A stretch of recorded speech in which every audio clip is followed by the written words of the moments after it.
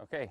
Well, good afternoon, everyone, or good evening for some of you. I know it's getting late on the East Coast and in Europe, it's bedtime. Uh, but we're going to try to do another one of our live chats today. The cable's been acting up a little bit on the camcorder today, more than usual. So we're gonna try to keep real close tabs on whether or not we're still live or not. And if we cut out, we'll try to figure out where we cut out and back up to that and continue on.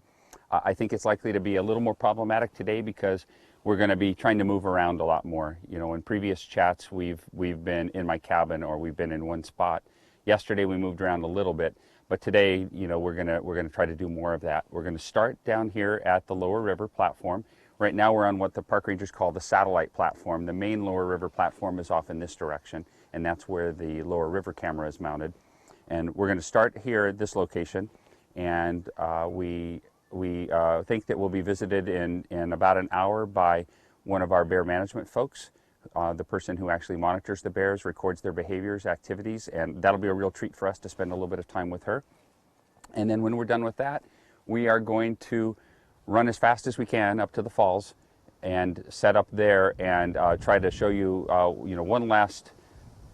one last bit of extra stuff at the falls. If the bears allow, we'll be going in and down to the fish ladder, give you a good view of that, and just some different views around there and answer some questions there. We have to make sure that we give ourselves enough time, though, to get back here at the end of the day and take the underwater camera out, or at least begin that process. I'm not sure if we'll finish it tonight or not, but that's something that's got to come out before we go. So we have kind of a full schedule today. I know for a fact we're not going to get to everybody's questions because we didn't do it yesterday and we chatted for like, it was like a marathon. How many hours did we? Hour and a half. 2.5 hours, and we didn't even come close to getting everybody's questions. I was scrolling through them last night when I got home, and I'm really sorry about that we missed a bunch of them because there were some really, really good questions that we missed. And of course I've slept since then, so I can't remember any of them at the moment. But my radio's on. So, without further ado, what I thought we'd start out with today was trying to cover the tech, because I think we've done a really good job over the last few months of talking about the bears and answering everyone's questions about the bears, bear behavior, salmon, you know, that part of Katmai.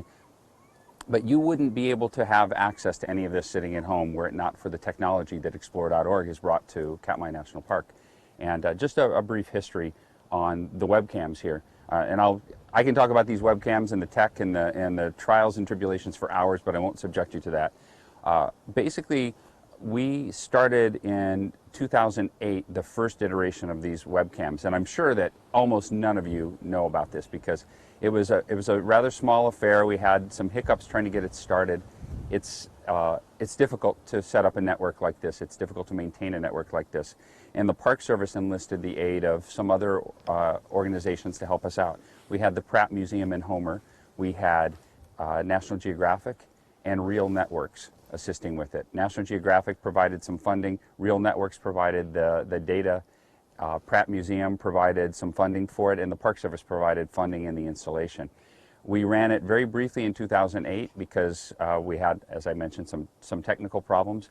And when it was running, it was, you know, pretty amazing. It was controlled out of Homer, out of the Pratt Museum, and it was well received by people there, but it did not go out onto the internet with any regularity. There always seemed to be some hiccups in our network access. If you recall, 2008 was the year of the big financial meltdown around the world, and as a result of that, National Geographic and Real Networks pulled out of the partnership. They could no longer fund their wildcam efforts. That left the Pratt Museum and the Park Service to try to keep the system going. Between the two organizations, we could only support with our network streaming 25 simultaneous users. Really, really low number. I bet right now there's 300 or 400 on a couple of the cams, and I don't know, on this one there's probably 150 or something like that. I don't know, I can't see. But big difference. In July this summer, we were at 10,000 people watching the Falls Cam. So huge ability. And we had a hard time keeping it going, and it just got to the point where we couldn't afford to do it anymore. So we shut it down. And I think we tried for 2009 to keep it going, and then by 2010 we had said this isn't going to work. So we just shelved that dream, and I was sitting in my office in February of 2012, I guess. And I got a phone call out of the blue, and it was Tom Pollock from Explore.org, and he said, "Hey, I've got this idea. Would you guys be interested in a webcam?" And I said, "Yes, we would be." Pulled out all of our old plans and started talking to them, and we got very excited about it. They got excited about it, and we figured we could make this happen. But it was gonna involve a fair amount of technology that is not experimental technology by any means, but we're sort of stretching the limits of some aspects of this. So what we have at Brooks Camp, all of our cameras are completely solar powered. So there's solar arrays, and then there's batteries to store that energy. And up on top of Dumpling, where we have, I'm just going to show you 2 repeaters, but I have to, you can't see that I'm holding up 2 fingers, 2 repeaters. Up on top of Dumpling, we have 2 repeaters that are also solar powered. Everything except for the end in king salmon is powered by solar. So that's something that's pretty cool. You know, if we could have plugged into actual real electricity, that would have made things a lot easier. But around here where these cameras are, there's no electricity. So we set up these solar panels, and I don't think they're in the frame right now, but I'm going to walk down here and show you the solar panels that operate, or that provide the power for the lower river cams and the underwater cam. And I'm not a solar engineer, so I can't tell you very much about these. At one point, when I was talking to the guys that installed them, I knew how many watts they were.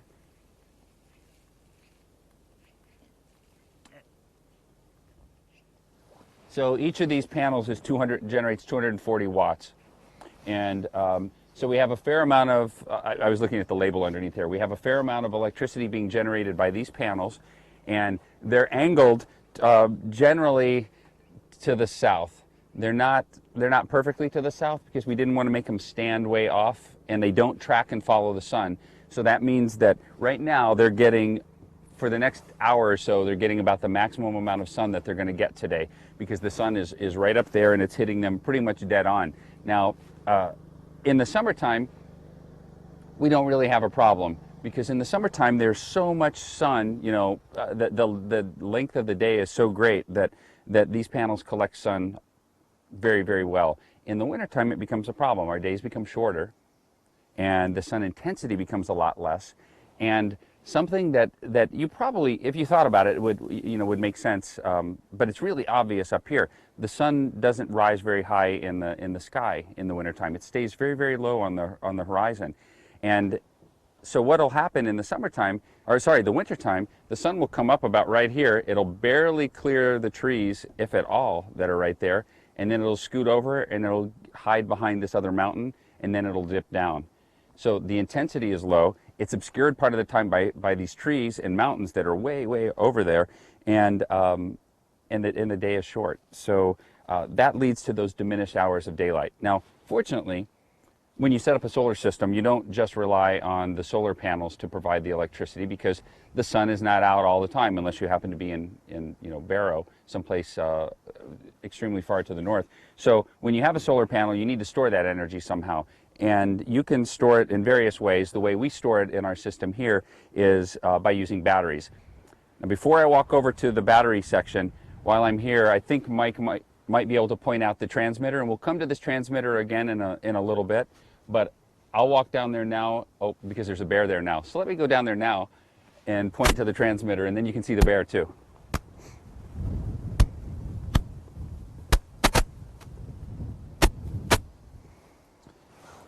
So this is the transmitter that transmits the signal from the lower river platform up to the top of Mount Dumpling and then into King Salmon.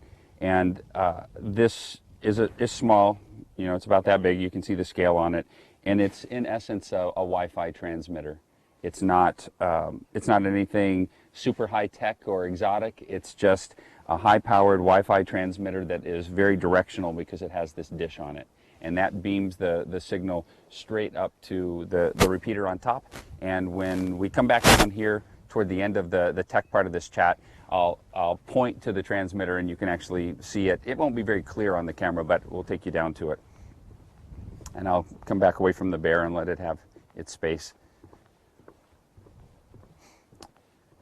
Okay, so seen the solar panels, the transmitter. As I said, when the electricity is generated by the solar panels, you need to store it somehow to get you through the lean days, the foggy days, the rainy days, and through the night. And we store it in a bank of batteries that we have over here. So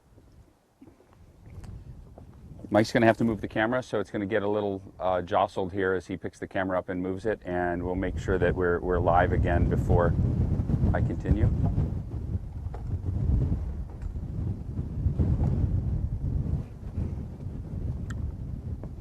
Do you want to look on the Terra deck and make sure it still says live?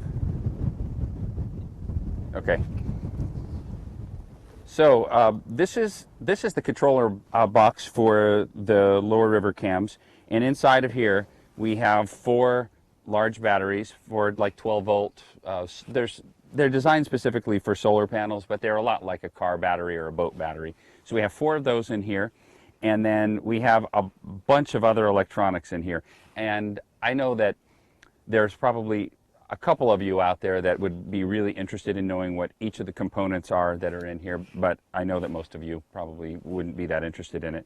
But what we've got is a solar controller that takes the energy from the sun, converts it into energy to charge the batteries, and regulates that. On a really sunny day here that goes on for a long, long time, we can overcharge the batteries. And the solar controller will make sure that doesn't happen. It shuts it off before it happens. We can also log into almost every one of the components that are in here remotely over the internet. So in the wintertime, we can call into the solar energy charger and see what the condition is of the batteries here. See the last time they were fully charged, and also see what the voltage is, and estimate how many hours we have left of the charge. And that's what helps us determine how many hours a day we can let the cameras run. And unfortunately, we're now getting into that point where we're going to have to start being really aggressive on the hours here. So we'll probably have to decide, would we rather have sunrise or sunset, or neither, and just have as many of the hours in the middle of the day. But that's something we'll have to work out later. But that's how we figure out what we need to do. And right now the batteries have let me see, they're generating I can't tell, it's changing through it. Anyway, the charge is pretty good on the batteries right now. It's over 12 volts, so that we're in good shape with the batteries. So there are 4 batteries here, and then there's another box that you might be able to make out on this side that is just nothing but batteries. Another 4 batteries in there. And so I've been saying that we're hoping that the upgrades we made to the system this year will allow us to remain online longer. And the additions were another one of the big solar panels over here and all of these batteries. So we doubled the battery capacity, and we added to the solar generation capability here. And it was maybe like another third that we added. So this is very exciting, and this is why we're crossing our fingers and hoping that with an aggressive management of the usage of the cameras and the energy consumption, that we can keep them running longer this year than we have in the past. And okay, so I said this is the satellite platform. There is no camera called the satellite camera. The Explorer calls this camera the Lower River East camera because this direction is to the east. But it's been plugged into the Riverwatch camera for the last, how long have we been on this? 2 weeks? Almost 2 weeks that we've been running this camera as well as the Lower River camera. And I'm not sure if it will remain known as the Riverwatch camera, because we may want to turn the original Riverwatch camera back on. So there might be some shuffling around of names and camera locations again. We know the big shuffle that's going to occur here shortly is that we'll be turning off the underwater cameras and the above water camera, which I don't think we ever broadcast from. But we'll get all of those turned off, and then it might be both of these running for most of the winter. Or if we see that the power is not enough to maintain 2 cameras, we'll cut 1 camera, which cuts our energy consumption in half pretty much, and then move to another location. And if everything goes as planned, we'll do this again up at the falls, and I'll show you that system. It's a little more complex up there because we have more batteries. We have two locations that are further apart. We have 2 Wi-Fi hotspots. Oh, didn't mention that. The Wi-Fi hotspot, which is how we broadcast out of here, is right here. It's a white box sticking on the side with 2 antennas sticking up, kind of like the sort that you might see in a mall or an airport. tucked over in the corner someplace.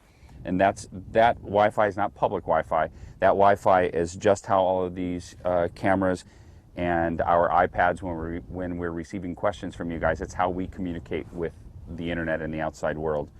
If we were to open it up to public Wi-Fi, you can imagine that it would be completely saturated with Facebook updates and people wanting to stream Netflix and everything else, and we would not be able to have the webcams.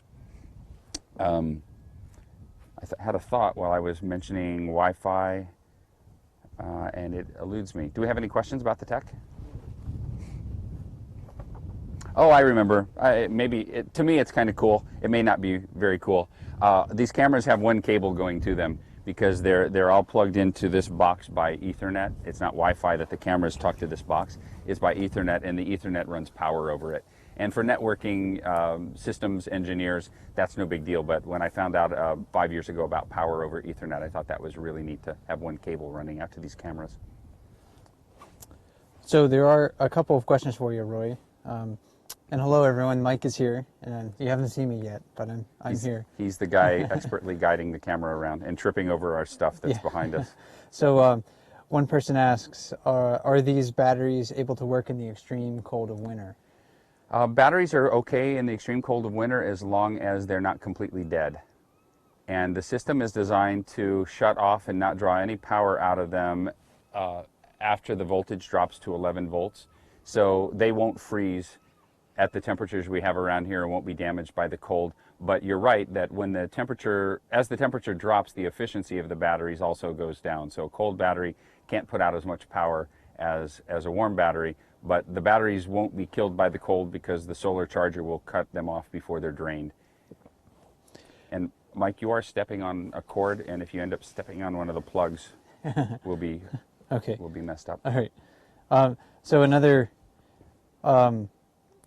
question is sort of related to the last one, though, but they may have gotten an answer from this already by looking at the box right there. But how do you protect the batteries and the components from the elements over the winter? Is there anything specific that's done other than? We put a lid on the front, starters. The lid's got a rubber gasket here, so that'll keep the rain out. There are some drain holes in the bottom, so it will drain out. But it's not heated, it's not dehumidified or anything like that. It does generate a little bit of its own heat just from the electronics, but it's not, it's not really climate controlled. It doesn't have anything other than gravity drawing the rainwater out. And I took this off before we started the chat because we like to get in and plug into these batteries and check the condition too. But it just goes on, locks, and all of our boxes are locked like this, and they all have some rubber gaskets to keep the weather out. I'm guessing that's the kind of question, what they were looking for. We've got a vehicle going by. Oh, I don't think it's. Well, yeah, this is the loud one.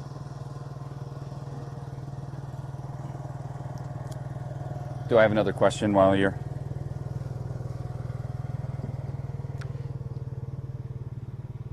It feels markedly cooler today than yesterday. We have a little more sun, but we have breeze, and I think Mike and I are both feeling the winter chill coming on, and pulled out my mittens today, trying to get a little more comfortable. So another question: can you tilt/move/turn your solar array to capture maximum sunlight? No, these we have to pick the angle we want and leave them. The better systems that you would install would track the sun. If you were truly interested in getting the absolute most amount of power out of it, that's the way to go. But you also add a lot of complexity to the system, and in an environment like this, it might actually hurt you in the long run, because if that mechanism, let's say the ones on the top of Dumpling, which we can't get to other than by a fairly long hike up the mountain behind us or by helicopter, if they happen to freeze in the wintertime because of the ice that we have around here and they were pointing in the wrong direction, then that would be worse off than just picking the optimal location and angle to the south. So that was a decision made to cut costs and complexity. And are all the cameras the same maker or model? To my eye, two seem to be higher definition than others. Which two are higher definition? Yeah, he say? it doesn't say. Oh, okay. No. They are all Sony. Some of them, the ones that move around, are a different model than the fixed ones, but they're all Sony's, with the exception of the one on top of Dumpling. That's an Axis, AXXIS. But everything down here is Sony's. I think the Lower River. I think the Lower River East camera is a newer model. So the one that's over here, which I think Mike was trying to point at, I think this is a newer model than the other one. So it might have slightly better resolution. But that's a good question. They came in these boxes. I didn't really handle them and take a look at them, but the controls at my end and the configuration end of it that I can see looks to be the same. But I know this one is a newer one. Okay. Oh, some of the resolution difference also has to do with how much bandwidth they allocate to the camera at that particular time. If you have a static scene, you know, if we just pointed it down here at the boardwalk, it would show incredible detail, and we could have it be very high resolution. You could see the individual grains of the wood, and the reason you can do that is because the deck isn't moving. When you start adding moving things like leaves waving and water moving and bears moving and all of this action going on, you either have to increase the bandwidth for that camera or you have to decrease the resolution. And so what Explorer's always trying to do is find that balance between getting the clearest, sharpest image, but not overloading the system, because we only have a 5 megabit per second pipe, if you will, out of King Salmon, and we have a bunch of cameras here we're trying to get the signal out on. So we have to, it's definitely a balancing act and trade-off. More cameras, lower resolution, fewer cameras, sharper, but we do balance the load on cameras individually. And that kind of relates to maybe the next question is, if funds were available to upgrade, what would you like to see? But it sounds like even if we upgraded the video quality, our bandwidth is still limiting the feed that goes in and out. We have, so they're out here in the park, the issue that we have keeping up with everything is power. We knew that going into it. Power is what also derailed the webcams back in 2008 and 2009 frequently. Is that it was, well, 2009 was a good sunny year like this year, but 2010 it was cloudy and we just couldn't keep the system going. So getting more power to the cameras is definitely key. But I think we're probably at the point where we won't put more power in out here because we accomplished our main goal so far, which is to have the cameras live in the spring when the bears are just starting to arrive, and going sometime into the fall after they start to leave here. I think that'll be no problem. If they shut down in the middle of January because there's not enough power, we'll just have to live with that, because I can't see us bringing more batteries and more solar panels out here. You know, maybe if we had a suitcase nuclear reactor, we could keep it going all winter long, but I don't see that in our future. So that's kind of a bottleneck of how many cameras we can run out here, and it would be nice to run more of them simultaneously. The network between here and King Salmon is fine. We could run more cameras on that. So it's sort of two issues that we have to think about whenever, you know, as far as what upgrades are necessary, and that is power out here and then the internet out of King Salmon. It is unbelievably expensive to run these cams 24 hours a day, all summer long at 5 megabits per second. You know, when your internet that you pay for at home has a thing called a fair access policy on it, which may be in very, very fine print that you never even read, but it basically says even though you have an unlimited plan, you may only get 200 or 300 gigabytes a month, something like that, which is more than enough for most people, but not if you're streaming video 24/7 like we are in the summertime. So they have an incredibly expensive internet bill. And a couple questions about the Dumpling Cam. Okay. And I think we wanted to maybe show. Yeah, do you want to try to walk over there and see? Yeah, we can do that. So this is where we're likely to have camera failure as we walk over there, because it's a little more walking, and I think we got really lucky last night walking across the bridge that didn't poop out on us. But we'll get you back as soon as we can. So we'll walk over to the Dumpling Cam, and I may have to step behind the camera to point it. Or are you real familiar where it is, Mike? I can see it, yeah, Okay. so I'm familiar with it. And I apologize, everyone, for making you dizzy and seasick here. Well, they said yesterday it's really not any worse than watching the underwater camera. Probably if you stand there and Yep. shoot up to me. Now I have control of the questions. So while he's getting me in the frame, Yeah, so a couple of people were just sort of interested in the maintenance and the upkeep of the Dumpling Mountain cam itself. Seems like today maybe it was mostly pointed at the ground. so I was giving some more thought as I was walking over here to the question about the cameras being different resolution. It feels like the old Riverwatch camera, the one that was low at the falls, was a higher resolution, but I think it's because it's a fixed lens, so you're not getting the degradation by the zoom lens overextending. So that one I think always looks really sharp. And we didn't have it on, but its counterpart, the above water camera down here on the bridge, also I think looked really, really sharp. Are you having No, no, tilt issues or something? Yeah, we're just a little crooked, but that's all right. Oh, that won't do it. You don't want to loosen that. You want to mess with the legs. All right.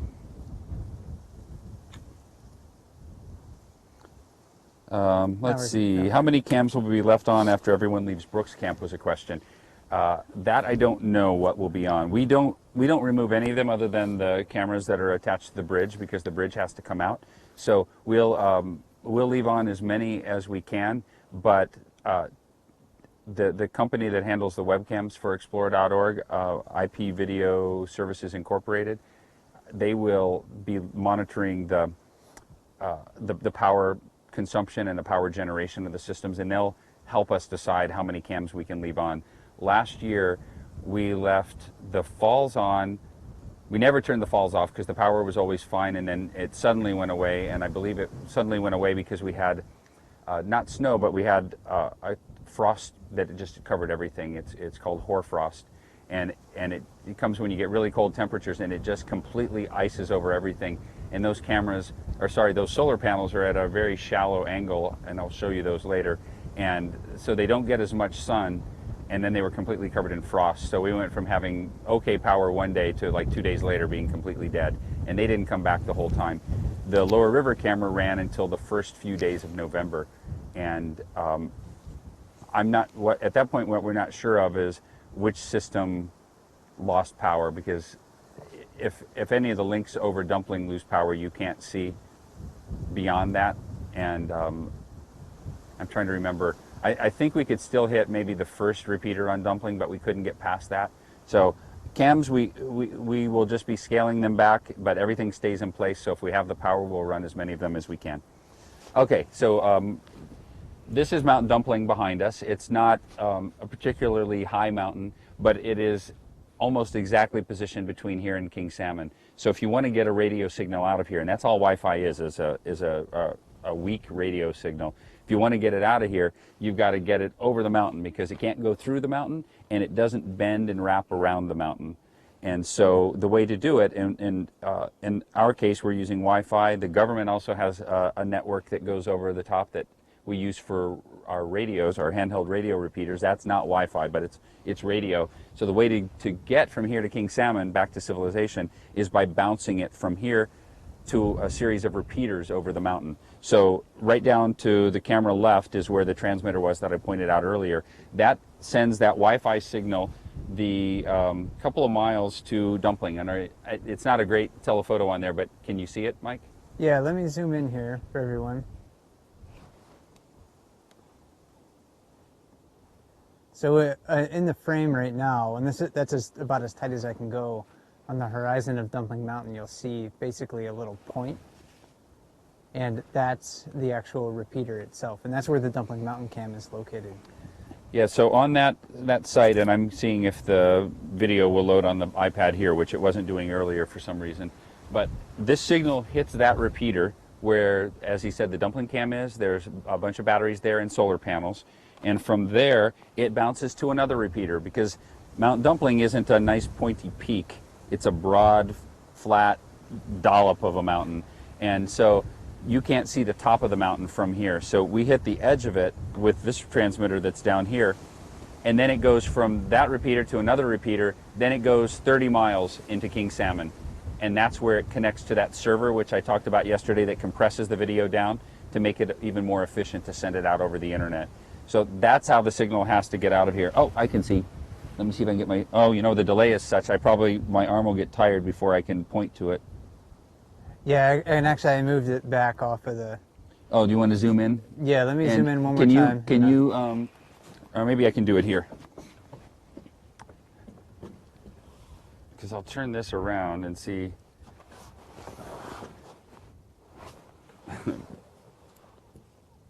Okay.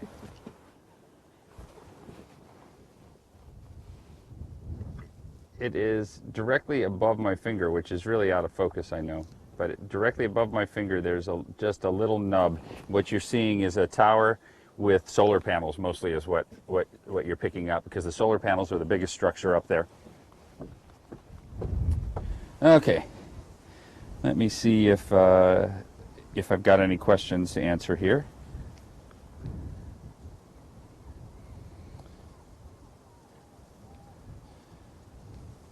Do the snapshot abilities have anything to do with power availability? Why are they frequently not available?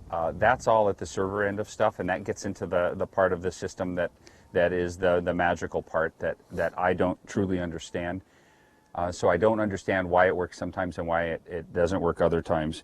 But maybe we can get an answer to that from Explore, because they have some really talented people on this, and I know sometimes they just have to reset some aspect of the system and some of these features come back.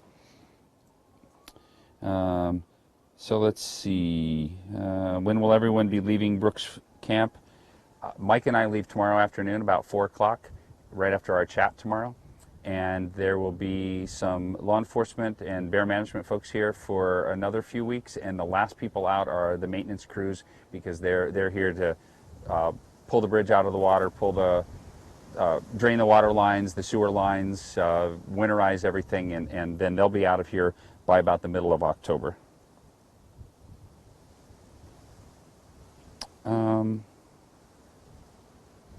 I had a question about, from a park management point of view, how helpful have the cams been to us? And that's a good question, because when we talked about putting the cams in, there were people that were concerned about putting the cams in, like they had no place in wilderness, and it's not technically wilderness here, but in wild areas like this.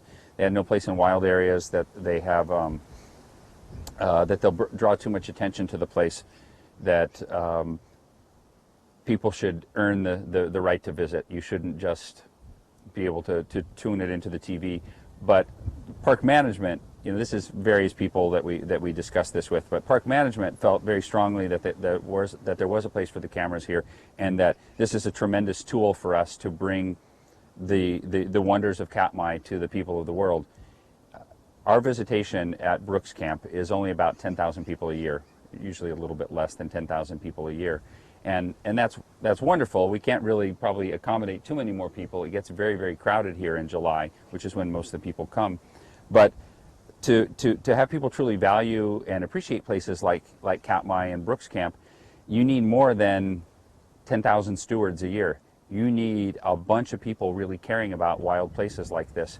And you can write books about it, and that's a way to reach people. You can cooperate with documentary filmmakers, and that's a way to reach people. And so this is just another way of reaching out to people. And I felt very strongly when we were setting these up that I didn't want them to just be these one-way cameras where you're just peering into the lives of bears, and it'll be fascinating, and I had no doubt people would be addicted to it. But I wanted there to be more interaction with the staff here, and for us to have these one-on-one conversations. And I think the staff now in Katmai, for the most part, and I know the National Park Service, are very excited about opportunities like this. We have a goal as part of our 100th anniversary of the National Park Service, which is coming up in 2016. We have a goal to start to utilize digital technology more, because it makes the parks accessible to everybody, not just the people that can afford the time or the money that it takes to go visit a park. And Katmai is an expensive place to visit. And it requires flying in a small float plane. And I know from reading questions on the iPad that flying on a small float plane is not something that a lot of you are very excited about. So this is just a wonderful way for us to share the incredible scenery and the lives of the bears with everybody. Yeah, I think it's been a really good thing for the park and a good thing for the Park Service. I rambled a little bit there, but let's see. There's 7 more comments here, and then what time is it? I think we'll probably take a break for a little bit, get the stuff back on the charger, and then we'll hopefully have our bear management person joining us here in about 20 minutes. So maybe just a couple more questions. Any more questions on the tech side of things? Let me see. Lots of bear pictures, or bear questions again. Well, I'll go ahead and answer the question about the people rafting. Many of you saw the folks going over the falls in the raft last night, and they are not NPS employees. They are not spouses or relatives of NPS employees. We know who they are, and what the act of rafting the river and going over the falls is not specifically prohibited. The river is open this time of the year to people fishing, to people walking it. The only thing you can't do is fish within 100 yards of the fish ladder at Brooks Falls. You still, however, even though the river is open to walking and rafting, you still have to maintain 50 yards from bears. And it's pretty obvious looking at the video that the individuals in that boat did not maintain 50-yard distance from the bears. And so while the rafting was not illegal, if they did get closer than 50 yards to the bear, that was a prohibited act. And I'm not going to go into a lot of details on it because, you know, that's something that the park is looking into right now. But we know who they are. We know about it. Like many of you, we wish that people wouldn't do that because it does put their lives at risk. Going down the river that close to bears, going over the falls, if anything had happened, they would have been right there in the jacuzzi splashing around, just like any of those bears that were around there may have come and investigated, and that wouldn't have been a good thing. But I think the best thing to do is to stop drawing so much attention to them. I sort of view that activity like an internet troll who gets online and tries to stir things up. And so if we draw attention to it by posting the videos and the photos elsewhere, I think we're kind of rewarding that behavior. And I don't think anybody really wants to see lots of people going over the falls, because you didn't come here to watch that. You came here to watch bears. Do you want to point over at the magpie? Yesterday when we tried doing the magpie, that's when we lost our signal. Oh, that's a bashful one. I think we got a couple seconds. Did you get a few seconds of it? Okay. So let's see, I answered that question.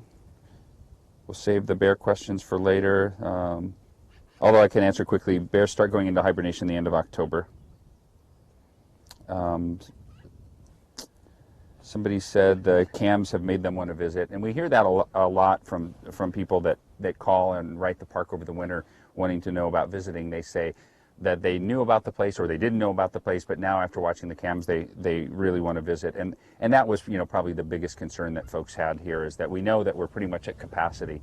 I mean, the lodge is already full for July of next year right now. The campground will be full within hours of the permits going on sale. So we're already pretty much at capacity, so there was a concern that we might draw more attention to it. That's not to say that, you know, seeing these cams and wanting to come here is not valid. You know, that's wonderful. I wish you guys could all come and see it, and I know a bunch of you are planning on trying to come next year, and that'll be really fun to meet you.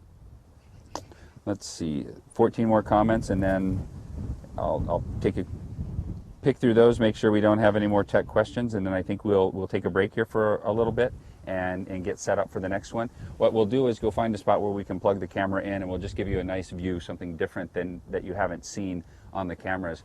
And I'm wondering if maybe, Mike, we just need to turn it around this way, because I don't think they've ever seen behind the platform. Behind the platform. There's a marsh here that bears disappear into behind the platform, and they don't spend a lot of time here because there's not a lot to eat or do here.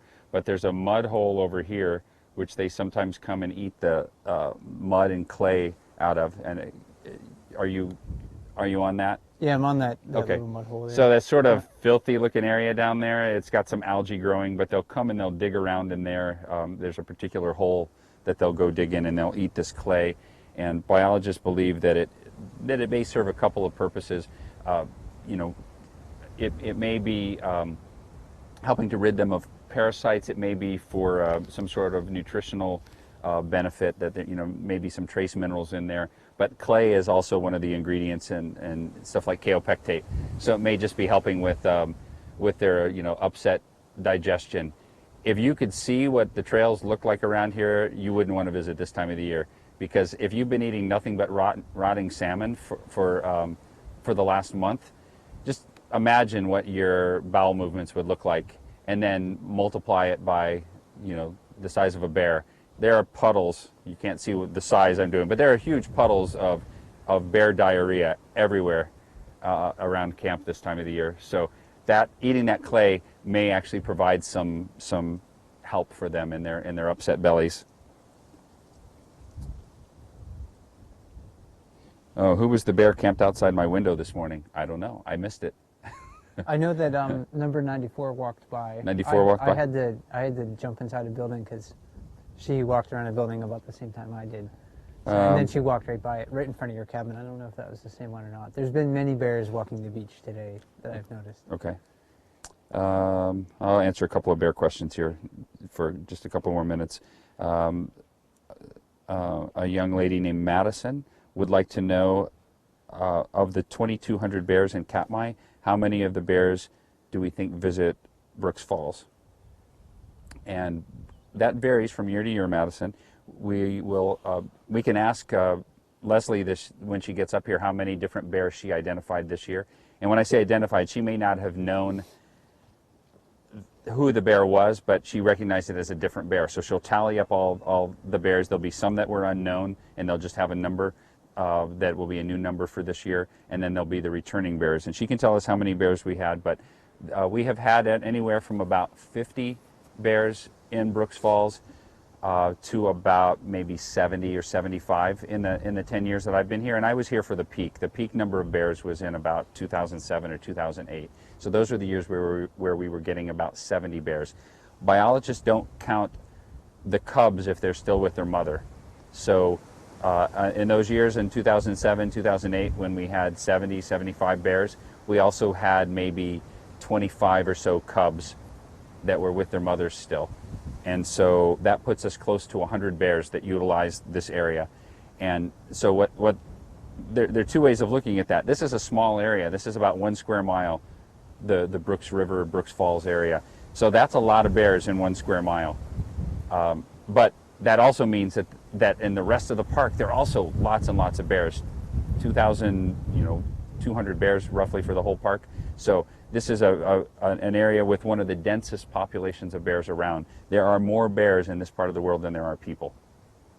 King Salmon and Naknek, the two towns, there are only about 750 humans, and this area the peninsula has, gosh, we say it in the film and I can't remember now, like 30,000 bears on the Alaska Peninsula. Way more bears than people.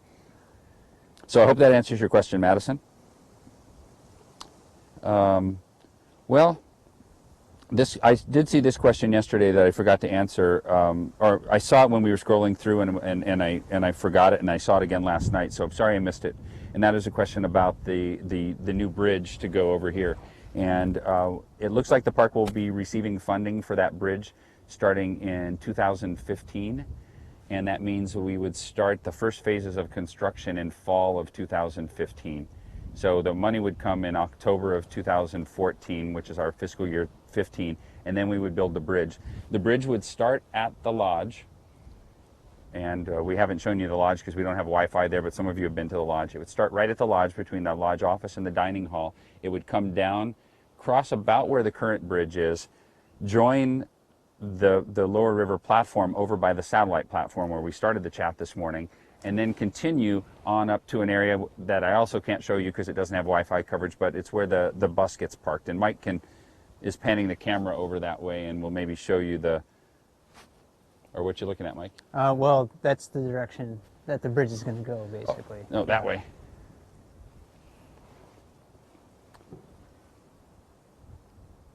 Because it'll cut, right through the narrow part of the marsh here, and then go through the forest there. And that whole section of bridge, it'll be about 2,200 feet of bridge and boardwalk, and that is designed to keep the river flowing and the bears and the salmon able to move through there, and keep us up away from the bears so that we're not disturbing them. And so construction on that should start in the fall of 2015. It's going to take 2 years to build. and most of the work will be done in the wintertime, at least according to our current plan. So you can check on the park's webpage to read more about that. I think it's all still there. After I said that, I thought maybe I need to check the links to make sure those are still valid. But the plans for how this is going to be designed and built went through a public comment period last year, and so those documents, I believe, are still on our website. Okay, I swear this is the last one. I hate to leave so many questions on the table here. Is it possible to get a webcam on Margot Creek when things are slow in August? Nope. Margot Creek is in designated wilderness, and so we're prohibited from putting installations in designated wilderness unless that construction is necessary for the management of that wilderness. So putting a webcam in there would not be consistent with the 1964 Wilderness Act, and it'd be cool. There are lots of places in this park where it would be amazing to put cameras, but we have to be very careful about not intruding into the wilderness with technology like this. What camera are we using for the salmon camera? Is it the same as the surface cameras? It's the same as the above water camera, which has not been on, and the river watch camera. Same, exactly the same. They're small, about the size of a small can of tomato paste. Cameras that fit inside some waterproof housings. They're fixed. They don't zoom. They don't pan. They don't tilt. They're just stuck in one view. And you'll notice that they're all off kilter a little bit. When we were mounting them, we didn't have the network running because we were sort of building it from both ends, and so we couldn't check the pointing of the cameras until everything was sealed up and we were sitting back at home. So we'll get those level for next year. Okay, I think that's going to have to be it for now. I'm, again, sorry if we missed some of your questions, but we'll be back live here in maybe about 15 minutes or so. And in the meantime, we're going to give you a nice view off across this marsh behind the platform, and you can look at the mountain, and that is Mount Kelez, K-E-L-E-Z. It's one of the places where the bears around here will go to den. You're not going to see any bears marching up there going into hibernation now because there's still too darn much food to eat down here. But we'll go ahead and turn off our microphones now, and you can enjoy that for a few minutes. And we'll see you back here to talk again about bears and less about technology in about 15 minutes.